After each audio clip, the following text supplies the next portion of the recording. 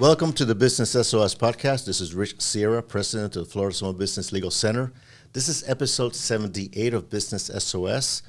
We're very excited that you're here with us this morning. Today is Thanksgiving weekend, so happy Thanksgiving to all of you, and thank you for listening. Today we have a very special guest. I'm very excited that we have David Kinigson with us. He's the author of The Power of Asking What. Before I ask questions, I want to give you a little background on David. I'm very excited that I read his book, and you're going to recommend this book to all of our listeners. David is a renowned leader in personal development and transformational education. With over 40 years of experience, his career spanned roles such as creative director, educator, keynote speaker, consultant, mentor, and career coach. His methodology blends his background in arts, academics, and life experiences to inspire individuals and organizations to overcome challenges and achieve sustainable success. Not only he's the author of The Power of Asking What, but he's also the author of The Haircutter's Handbook. He's a sought-after speaker, having delivered presentations on topics like the anatomy of the comfort zone, the power of asking what, and mindset in action. Known for fostering transformation, David empowers individuals to embrace authenticity, take meaningful actions, and lead fulfilling lives. David, welcome to the show. Good morning, Rich. Great to be here. Very excited that you're here today with us. And today this is the first part of 2 episodes that we're going to be doing and talking about your book. In fact, I can do a whole episode on one particular chapter. So before we start, let's start with this question. What inspired you to write The Power of Asking What? It's a great question. I love that question, and it's at the heart of the book. As human beings, we're grounded in certain principles and dynamics, and over the course of COVID, it became clear to me, spending some time on platforms like Clubhouse, that not only were there a lot of coaches, but they were asking questions about why we are the way that we are and why we do what we do. And being someone who's been involved in transformational studies and leadership skills for a great many decades, why is a kind of junior question. It might be an entry-level question, but pick a reason why. Any reason will do, but you'll always ask what, among other questions. Who, what, when, where, but why is really incidental. So I wrote The Power of Asking What as a counterpoint to what is your why, and I gave more focus on the power of asking what questions. And that was really the impetus of the book, and I wrote it during lockdown. Yeah. What I like about the book is you really go into specifics, really more into action plans, and really go into asking more questions and being introspective and more self-reflection. One of the chapters of the book, you talk about the conversation. What is the conversation? And you talk about 3 core conversations back in your life. Can you tell me more about those? Sure. So life happens inside of conversations that we have. And we have conversations with others. We have conversations with ourselves. And it's really those conversations are the context or the mindset for what gives us being. Some conversations are designed for people to give us sympathy or to buy into our woe is me type of life. And other conversations are designed to empower people and give them the opportunity to overcome challenges and fears. So when I do the kind of coaching that I do, when I interact one-on-one or group, it's called conversational coaching. And so I listen for the aspect of the conversation that you're generating and whether or not it's empowering you to accomplish your goals, overcome your challenges and your fears, or is it one that's counterproductive to what you say you want out of life. So it's really about expanding the conversation so that it's more aligned with overcoming challenges and fears and accomplishing your goals. That is very good. Before we go deeper into the book, tell me a little bit more about your personal story and how you got here. Yeah, sure. I'm one of my favorite topics to talk about. I have no issue with that, and I enjoy it because I'm inspired by what it can bring for other people. At 19 years old, I really didn't know what I wanted to do with life, and I had a very limited perception of what was available to me. And I knew I could be in retail, or I could be an English teacher, and it was a very predictable future. And I talk about that in my book, and it's something called an inherent mindset. And an inherent mindset is one that gives you a very limited and predictable future, but not one that's of your creation or your design, until something happens and you have that kind of aha moment where I saw for myself the future, and it was in a hair salon. And I looked around and I saw these people having a great time. And I thought, this looks like fun. I could do this. I could do this. I can do this. And in that moment, my mindset shifted to one that was given by an inspiring future. The future that I, in that moment, saw for myself. And that is the moment I created an inspirational mindset. And I've been a hairdresser now for 50 years. I'm a leader in my field. I'm an author of a couple of books on hair and obviously The Power of Asking What. I teach advanced haircutting, and I've done editorial for the magazines, and I've been an inspirational speaker. But concurrent with that 50-year career in hair, I've also had a 50-year parallel career in personal development and what I call transformational studies, metaphysics. And so life has always been about, for me, discovering who I need to be and what do I need to do to provide transformation and the opportunity for growth for others. And that's where all of my life is directed from, both hair and what the possibility of being alive can be for people. You know, I think I told you this before. My mom was a hairdresser. I know. I think she owned a beauty shop in Puerto Rico called Rose Coiffure, and she ran it for 30 years until she moved to the States, and then she worked there. I think COVID has basically got her retired. Even during COVID, at one time, she snuck out of the house to do somebody's hair. That's and so then came back. So, yeah, hairdressers have a lot of fun, and when I was a kid, I was hanging around the beauty shop. So, Sure. you know, And her name's Rosa? Rosa, yes. My Rosa. grandmother's name is Rose, Yes, and I yeah. have a rose tattooed to my Okay. arm. You know, I should get a tattoo. That would be nice. We'll talk about that another time. All right. Maybe segment number 3. Maybe. Yeah. Sharon is back there laughing, and so is Michelle. We have a live studio audience here. The beautiful wives are here, you know, sharing the day with us. What got you involved in personal development? What was your passion to get in? How did you get involved in it? Well, I was pretty much the wise guy of the family. I'm the oldest of 4 boys, and I was really, I guess, a troubled kid.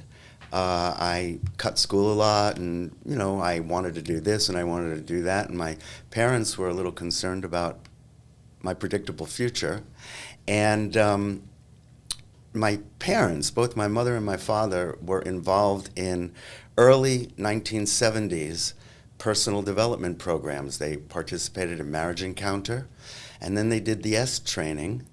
And at 19, they introduced me to it, and I predictably told them where they could go, and I didn't do it.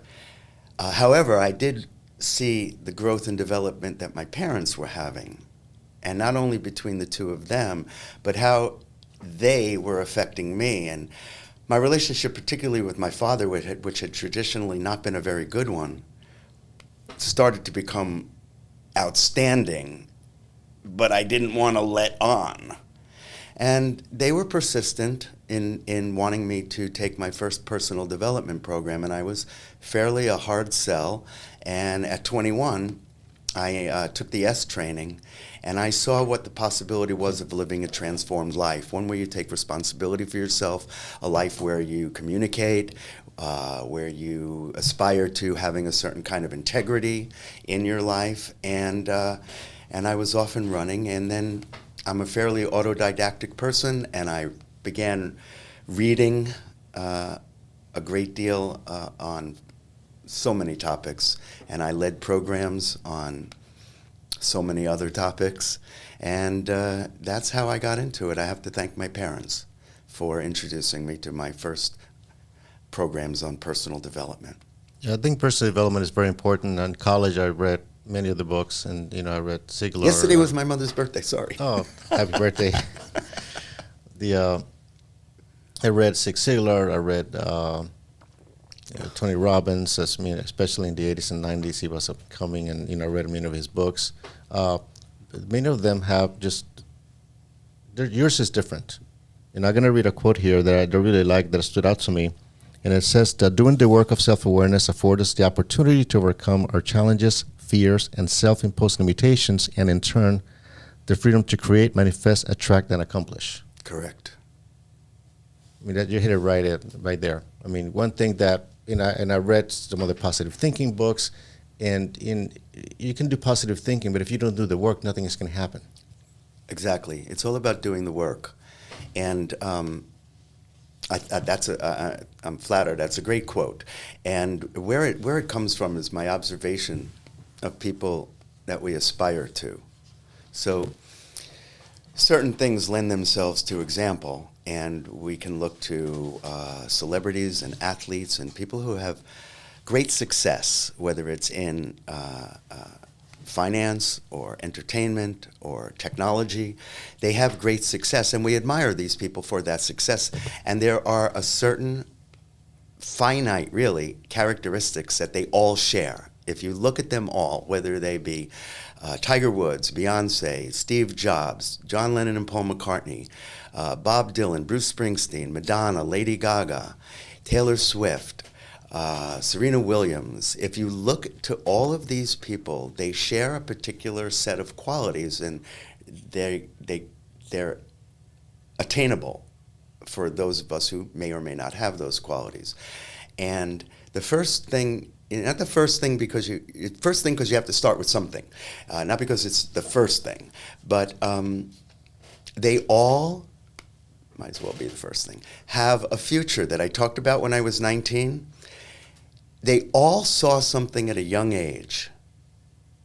They said, I can do that. And when you see something for yourself, whether it's golf, tennis, or music, or writing, or hair, when you see something for yourself in the future that gives you passion, gives you being, inspires you in the present, that sets in motion. That is an inspirational mindset that sets into motion the choices that you make and the actions that you take to deal with what comes down the pike in life. And the second thing that they all share, besides that inspirational future, is because that is giving them their existence as challenges and obstacles and fears, self-imposed fears and limitations present themselves, they have a remarkable ability to take responsibility for those things and overcome them. Every single one of them overcame challenges, obstacles, fears. But because the future that was so inspiring to them was giving them who they are, their ability to overcome those challenges and fears was unquestionable. And so what my book is about developing an inspirational mindset, being given by a future that is inspiring to you. Because most of us didn't do that. I mean, most of us are just simply not Muhammad Ali. We're not Beyonce. We're just like ordinary. Yes. So, but it is possible to be extraordinary. And that's what the book is about. It's about a future that gives you inspiration in the present such that you're able to overcome challenges and fears as they arise, because the people that you admire, that's what they did. That's all that they did. They hardly ever complain. You really don't hear Taylor Swift or Madonna or Muhammad Ali or Tiger Woods. Doesn't really matter. Steve Jobs, he never complained about. They don't complain. They take responsibility for, and they have an ability to overcome their challenges and fears, and that gives them a whole new set of actions that they take. And that's what my book's about, empowering people to do just what the people they admire do in life. It's also about resiliency and perseverance. Absolutely. Those are key traits, especially you were trying to overcome challenges and pursue your goals that inspire you. You have to persevere. You got to be resilient. You have to be able to get up when you fall down. It's just, otherwise you're not going to make it. Our audience are business owners. So how can business owners develop an inspirational mindset? Well, here's the thing. I think it's important to recognize something that I recognized a number of years ago, and that is that I'm an incredibly challenged individual. And I think that if a person, a business leader, can recognize that they have challenges in life, that is a very, very empowering place to come from. There's a certain kind of mindset, ego set, a certain kind of person that wants to be a business leader or a leader in any field. And while we can all be leaders, and anyone at any point in their life, in their career, at their job can be a leader, not everybody can be the leader. And so when someone takes the mantle of being the leader, they have all these good ideas. And I think that if they introduced something very essential for themselves and then for the people that they're going to manage, this distinction that I call the pause to reflect. See, if you have all these ideas and you want to get them done as the leader, you might not pause. And one of the key things that I find very empowering and very freeing is to recognize that I'm an incredibly challenged individual and that I rely on the kindness of strangers. We all do. And so when a leader enters into perhaps that collective conversation, they might want to find out what is important to the people that they manage, so that they're more able to get an alignment between what's important to them as the entrepreneur, as the leader, and the people that they're going to rely on to fulfill on their vision or their purpose. So I would say to pause, take a moment to take stock, what's going on with you, what's important to others, and begin to ask what questions. What's important to you is a great place to start. That's a great point. One of the things that I find out, and perhaps I'm the example, when you start a business, you start because you're inspired. Going into business for yourself is a very risky proposition. There are just so many things that can go wrong. And in many cases, they go wrong. In fact, half of the business don't make it. It's just the reality for a number of different factors. So is it possible to go from an inspirational mindset to the inherent mindset, kind of go back and forth? Absolutely. Well, you see, first of all, unless you're Beyonce, unless you're Serena Williams, for the most part, we all created an inherent mindset. An inherent mindset's really simple. It's a predictable future. It's given by a predictable future, and it's limited, predictable, and rather than develop an ability to overcome challenges and fears, we really mostly learn to survive. So in the background is this inherent mindset that's part of your... That's a default. It's pretty much the default. It's your neuro-linguistical, neuro-educational, neuro-learning wiring. And so what you are constantly doing is discovering what you're not aware of. And that's the pause. The pause to reflect is really at the heart of everything. So yes, when you find yourself in a pattern, when you find yourself repeating habits and behaviors that you've done before, chances are that you're not in your inspirational mode. And so it's a good idea to pause and reflect and come to know yourself. The whole idea is to know yourself under situations that are adverse. Know yourself under situations where you're up against it. When everything's working, it's working. But it's knowing the habits, the patterns, the body sensations, the emotions, the feelings, the predictable ways of being, the facial expressions that we make, how we are when we're private, you know, and when we're talking to ourselves, when we're having that conversation with ourselves, where we're being right about something, where we're justifying something. And so it's always that challenge.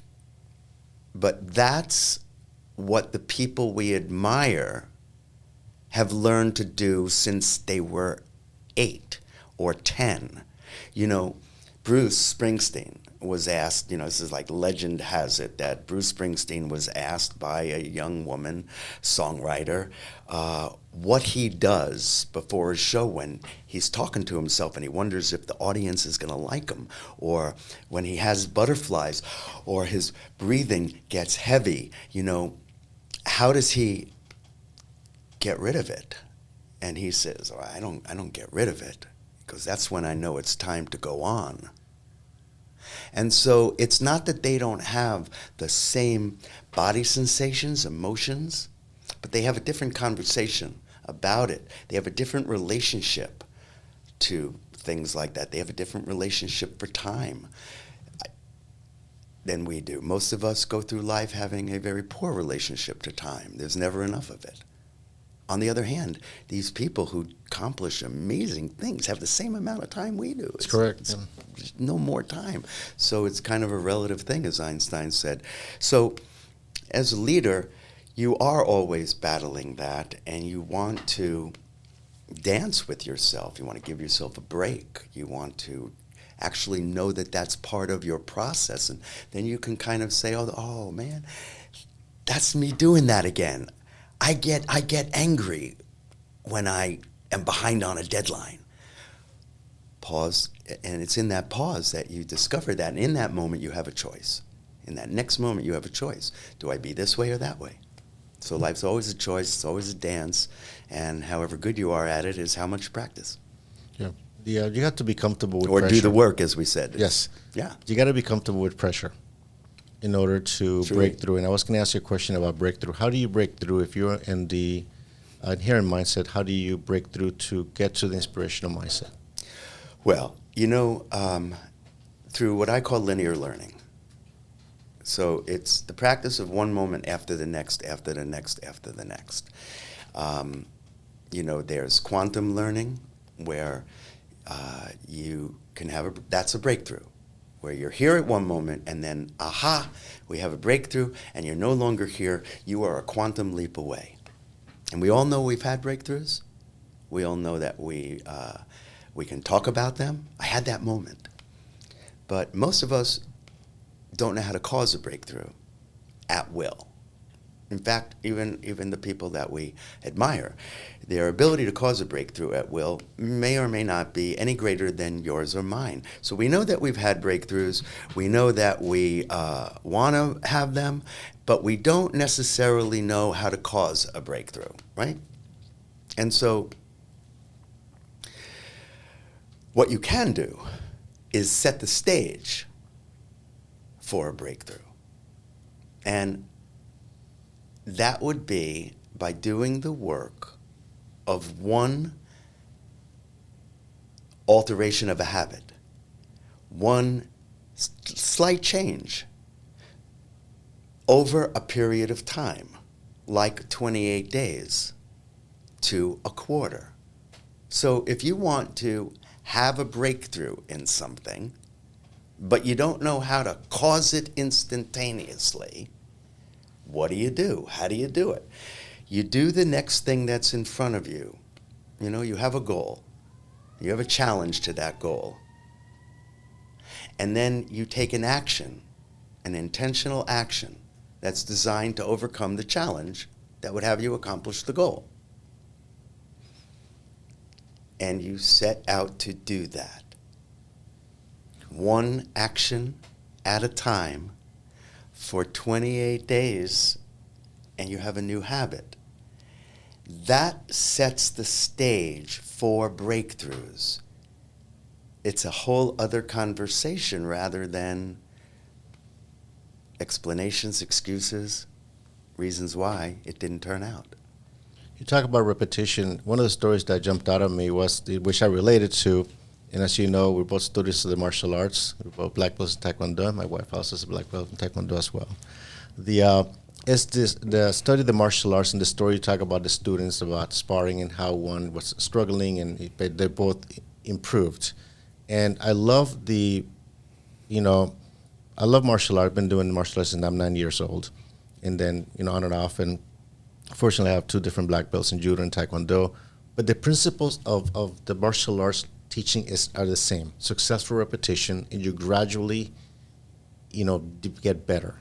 And one of the things you said, that anybody can get better at something if you try.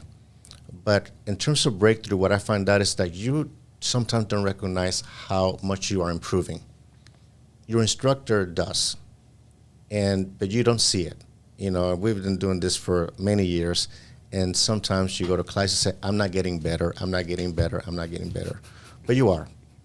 And then when you are assigned to teach a white belt or a lower rank belt, you realize how much you have improved. Or when a technique, you're competing, or when you're sparring with somebody and something clicks and works. You've practiced it for 10 years, and all of a sudden it becomes natural and it becomes automatic. That's when you realize, yes, I broke through, I got it. And we don't realize that what it takes. And when we go to different martial arts schools, we see the black belts and the expertise that they have. We're like, we're never going to get there.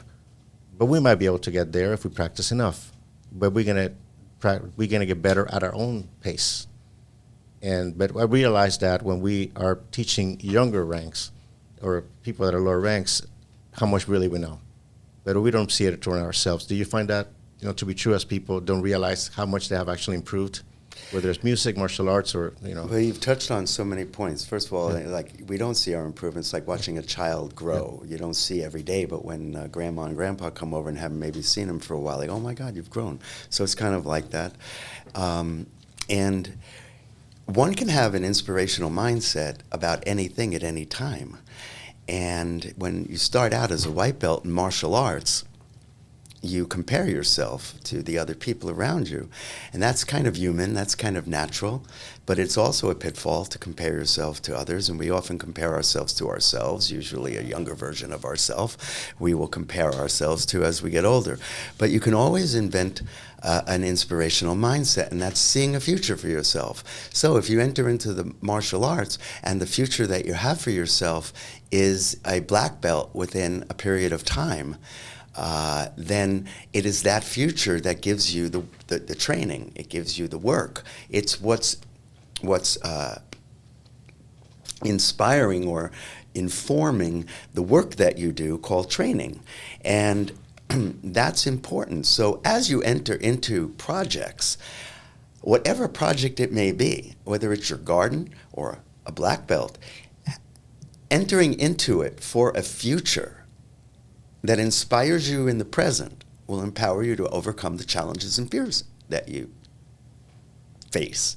And I owe it to my Shabam Nim, my Kwangjun Nim, the owner, the proprietor of the Taekwondo dojang that I went to, where many of us dealt with this, which is how come somebody who's not as good, or apparently not as good as someone else, gets to advance. But the difference is how a 19-year-old advances is very different than how a 50-year-old man, who they might have started at the same time, but how they improve is remarkably different. But it's the improvement that my master was pointing us to, not how high you could kick, but the improvement that people were having. And it's interesting how when the two of them might fight, how often the older, less flexible black belt might win over a younger black belt who could kick higher but had not as much wisdom. So these are the kinds of things that you've touched upon, and I think in everything that we do, having an inspirational mindset to overcome the challenges and fears that we face will make a difference. And then the last thing that you touched upon is,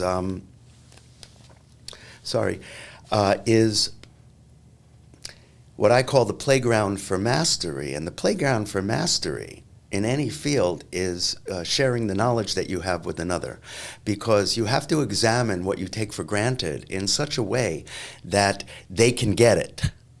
And when you do, share it effectively with a lower belt, to keep in the analogy that you were using, then your ability to learn has expanded, because it's in the teaching of another that you have the opportunity to really go beyond what you've learned in the past, but that's the playground for mastery. So you opened up such great distinctions in your question. No, thank you. Have a few more minutes before we close this segment. Talk to me about comfort zone. And I know we can do a whole segment in comfort zone. Comfort zone. Oh. Well, we could. And I don't know how much time we have, but so I don't necessarily want to go too deep into it, but we all have a relationship with our comfort zone, which is it's a familiar feeling. It's a familiar and relaxed feeling. There's no risk, there's no urgency, and everything is pretty okie dokie. And we return to our comfort zone, those familiar feelings, those familiar emotions, because they are comfortable, and that's why it's the comfort zone. And that is really our box. That is the box. When we say inside the box, that's the box. But there's a flip side to the comfort zone that we don't necessarily acknowledge or even aware of. I don't think many people talk about it. Never really heard about it, so it may be something that someone else shared elsewhere, but it's a kind of original thought that I had, that there was a flip side to the comfort zone that wasn't so comfortable, that I call the discomfort zone. And why I say that it's the comfort zone, that the discomfort zone is the comfort zone, as well as those familiar, like tepid feelings of wonderment, called the comfort zone, is because we return to them, because they're familiar. And when we're in the discomfort zone, things aren't working, but we go back to them. So we go back to what's not comfortable, just as much as we go back to what's familiar and comfortable. So it's this vicious circle of comfort zone that I call the tepid zone, where you go back and forth and back and forth and back and forth. I think beyond that, the one thing that I'll say to close out this segment until next time, the cliffhanger, as it were, is that if you could take on one intentional action, just one, and I have this 1, 2, 3, 1, 2, 3 goals, 1, 2, 3 challenges, 1, 2, 3 intentional actions. If you could take on one intentional action that could impact your whole entire life, I would invite your audience, I would invite everyone to take on the practice of, for a day, for a week, for 28 days, give up your right to explain. yourself. To explain why. We started this with what had me write the book, and I mentioned as human beings. As human beings, we live in a world of reasons why. And that's why this book is counterpointed to that pedestrian way of interacting with oneself. We are already grounded in reasons why. It's the way that it is. The justifications. The excuses. Why it's the way that it is. So I invite people to give up explaining why, offering their reasons why, excuses, and I'm going to share with you a common universal experience to show you how grounded we are in it and how come it's no good, how it's not of service to you. When you might have been late one time for a meeting or to work, and you were on your way frantically getting there, most of us rehearse what we're going to say to the authority that we're in question to, right? And when they say, why were you late, we want to have a good reason why. Because if you have a good reason why, you get let off the hook in life. So if I was late to the meeting and it was because I forgot to set my alarm, that's not a very good reason why, and you're in trouble. On the other hand, if your baby was ill or your mommy was sick, that's a very good reason why, and you might get let off the hook. So we live in a world, the conversation we traffic in is designed to keep us small. And it begins with giving up the right, your human right, to